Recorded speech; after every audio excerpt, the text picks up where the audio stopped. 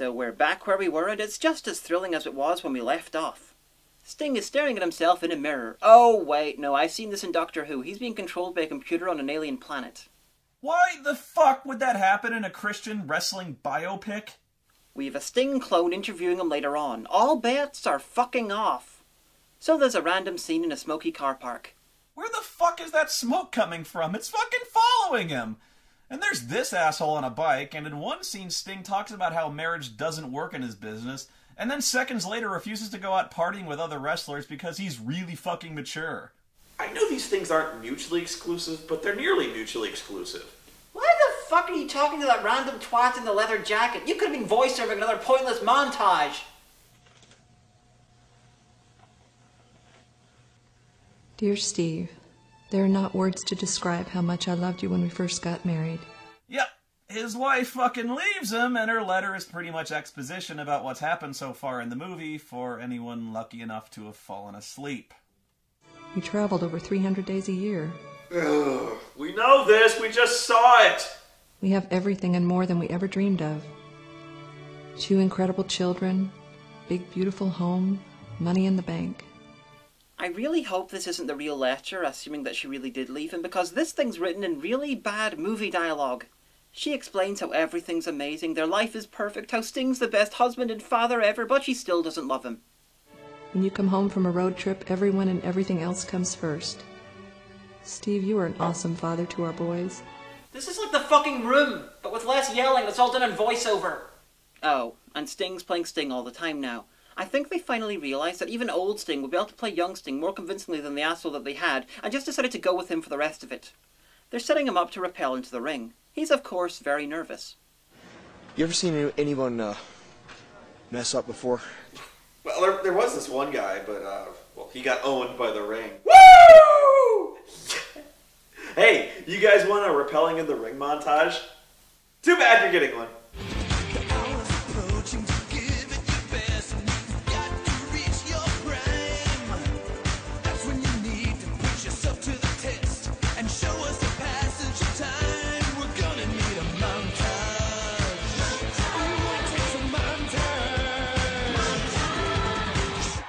All the money in the world, don't you? Big house. And I'm miserable. I'm Sting. I don't need to show, only tell. I gotta stop this. Madness. Madness. This is a poorly made movie! Seriously though, madness? You're really trying to push that Sting has personal problems and he needs Jesus, but you know, he's not really doing anything that bad. He's not doing anything he hasn't been doing since the start of the film. And he recently refused to go party because he was so fucking mature. No. I'm not going. You guys party your little hearts out tonight. I'm not going. I gotta stop this. Madness. This isn't madness! It's just badly written. I was invited to go to this big thing called Promise Keepers with my brother Jeff. It was 40,000 men in one place, and it seemed like every speaker was talking right to me. I mean, I was feeling really guilty about all the stuff I'd been doing on the road. And what the fuck have you been doing on the road? You refused to go partying with the other wrestlers. You respectfully took part when some lunatics forced prayers on you. You politely talked to the guy in the leather jacket who asked invasive questions about your life. You haven't done anything wrong. You were a dick to the interviewer, but this is a flashback. You haven't done that yet. Did he do stuff that the movie's not showing us? Did he have sex with trees? Snort coke off a rent boy's taint? Assault a homeless guy? Go to a Justin Bieber concert? If your movie has a problem with showing people doing stuff, then maybe you shouldn't make a movie about people doing that stuff. You're just confusing the audience. I don't think this movie even knows what a montage is. Hey, here's a clue. It's not showing someone do similar things over and over and over again.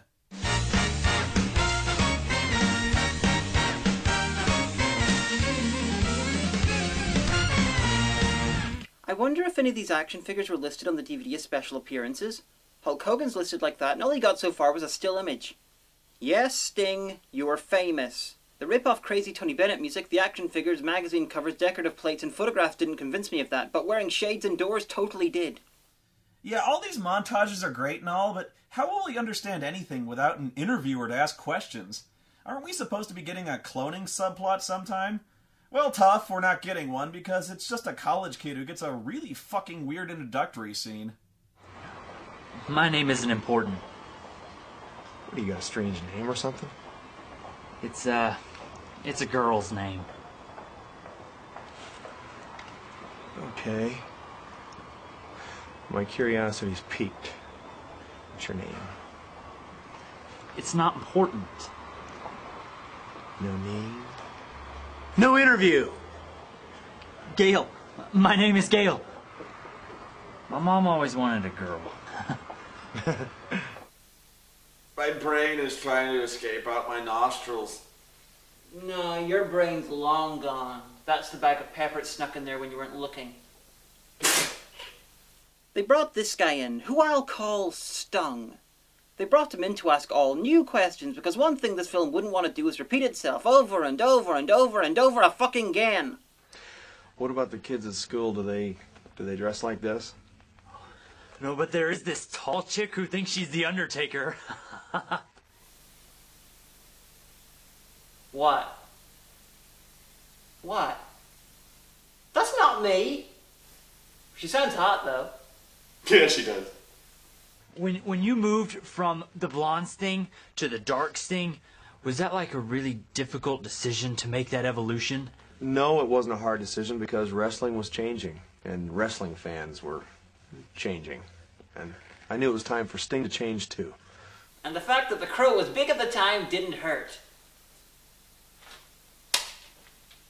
I heard you got religion. Where'd you hear that?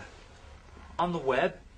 Ah, the web! The answer to every question ever asked since 1990. Where's the Beagle Mars rover? On the web! Star Trek Enterprise. Why? On the web! Did Angry Joe have sex with a distressed watcher? On the web! But the answer is yes. The web! Buy it today at only the cost of your immortal soul. Stop playing dress up! Okay.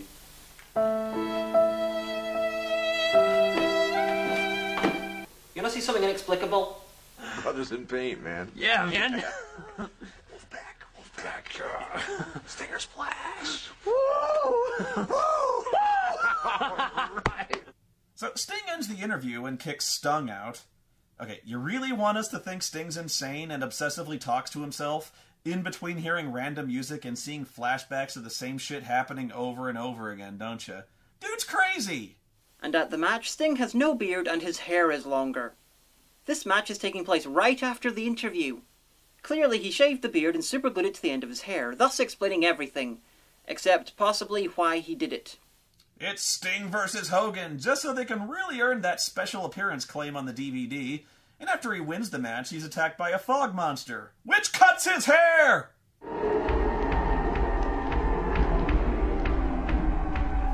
No, he just thinks he's a gorilla. Do you know of anyone I can kill? I'd kill the minion, but they're operating the camera. There's the guy who does the Spoony revelation. What? He'll do. Oh, now what? Who's gonna do the Spoony revelation now? Greetings and happy salutations. I'm Mormon Spoony, and this is the Spoony Revelation. Today, we're going to look at the best game of all time, Helam, a stripling warrior quest. You know what this movie's been missing? Turning into a fucking Marilyn Manson music video. I guess after 7,008 times of doing the same shit over and over again, they just got fucking bored.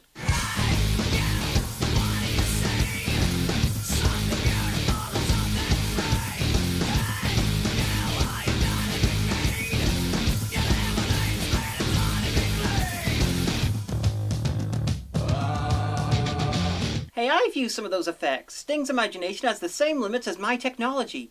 Nice. But as crap as this is, at least it's resembling a style now. If they filmed the whole fucking film like this, it'd be just as crap as before, but it'd be a bit more interesting to look at. There is no help, Sting. I think I know what happened. Someone told Sting he could make $1 million if he spent the night at Dr. Vannicutt's hospital for the criminally insane. Oh my God. I can't do this on my own anymore. I cannot survive on my own anymore. Oh God.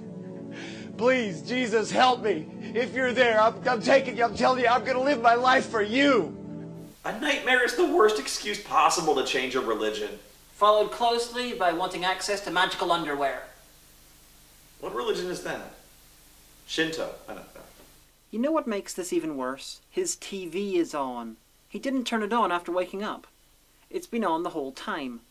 On whitey blue static. His nightmare featured a lot of whitey blue staticky imagery. It also featured images from his life.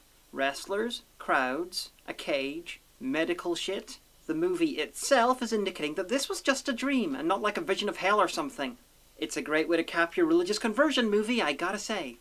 The moral of the story is, if you find God, you're going to become catatonic and stare at cameras. I really don't understand this. He goes from, oh, things are fine, to, oh, things are suddenly bad for some reason, to, oh, God, help me, God, please. And the fact that your inspirational music isn't entirely inept just makes the rest of the scene look even worse by comparison. I don't get this film. It's trying to show us that Sting was leading a bad life, that there was something rotten with him that could only be cured by religion. But they either have no idea what that rotten thing was, or because of his strict religious beliefs, they can't actually show it. Either way, I've watched this film 3 times and I still have no fucking idea what was wrong. The only evidence we have about his life outside the ring is that he didn't party when he was on the road. Even his wife that left him said he was an amazing husband and father. What the fuck was wrong with him? And if your answer is he didn't have Christ in his heart, then on behalf of most of the human beings who have ever lived, fuck you! Yeah, basically, you know, I'll just say it. I thought this movie sucked my hairy nutsack. This is usually where we have some kind of lame-ass sketch that I wrote to close things out, but fuck, I don't feel like doing it. So, in closing, fuck you, Ziggy Stardust. Get the fuck out of my inexplicably different-looking room. I got a panel to do. The skit was funny! It was funny! Fuck you! You two, get out.